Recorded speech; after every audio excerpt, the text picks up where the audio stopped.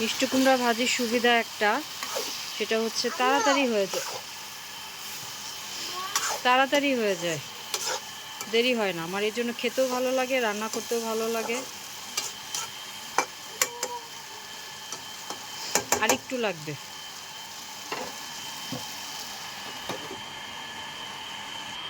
চুলার মধ্যে তাওয়া বসিয়ে দিলাম। আমি এখন রুটি ভাজবো। আজকে রুটি দিয়ে ইফতার হবে ইনশাল্লাহ। আমার এখানে রুটি রেডি। একটা পরোটা বানিয়ে নিলাম মেয়ের জন্য। রুটি রেডি। পরোটা আগে ভাজবো নাকি রুটি আগে ভাজবো চিন্তা করছি। হাতের সাথে লেগে গেছে, মনে হচ্ছে আটাটা ভালো না। আগে পরোটাটাই ভাজি, কি বলো?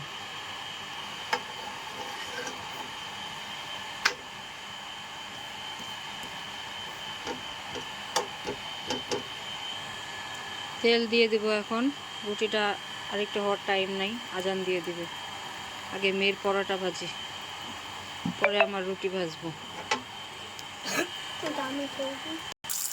বাবারে বাবা, মনে হয় খুন্তিতে তেল ছিল, পানি ছিল, ছিট করে উঠতেছে। ইস, লেগেও গেছে, দেখছো? এক সাইডে হয় না, আর এক সাইডে লেগে গেছে।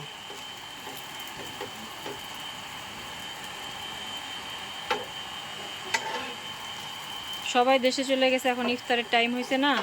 সারাদিন লাইনের গ্যাস ছিল, এখন আর কোনো গ্যাস নেই। এখন সিলিন্ডারে ভাজতে হচ্ছে।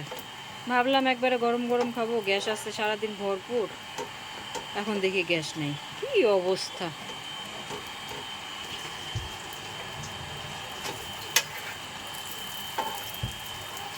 ইস, রুটিটা খুলে গেছে, কি অবস্থা। মাঝখানে হয়েছে, জালটা সব মাঝখানে লাগতেছে। যে আমার পরোটা হয়ে গেছে, এখানে রেখে দিলাম। দেখেন কি পরিমাণে তাপ, ধোয়া উঠছে। এই দেখেন, কপালে যদি না থাকে তাহলে কিভাবে খায়। কি মজার রুটি। দুইটা রুটি একসাথে হয়ে গেছেন, কি করব, তেল দিয়ে ভাইজে ফেলি। যা, মিজাজটা এত খারাপ লাগতেছে।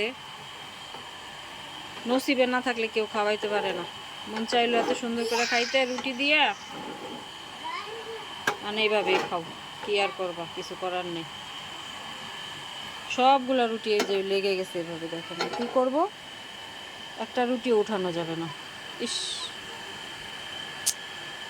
যা, দেখেন উল্টাবো কিভাবে। হ্যাঁ, তেল লেগে গেছে না, এর মধ্যে তেল দিয়ে মোটা করে ভাজি, কি আর করবো।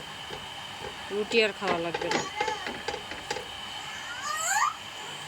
যে রুটি বানাই দিল, বললাম আন্টি একটু ভেজে দেন, দিল না।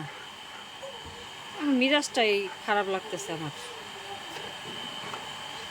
ইস, কিছু গেছে উল্টা পাল্টায়। দেখেন, মিষ্টি কুমড়া ঢাইকা রাখছি, পানি উঠছে, দুনিয়ার পানি। এদিকে আবার কি করছি আপনাদের দেখালাম না, রুটি ভাজতেছি, উল্টাচ্ছি। চুলা না, জাল না জ্বালিয়ে রুটি উল্টাচ্ছি। এই তো আমার ইফতার, এই তো ইফতার, আলহামদুলিল্লাহ।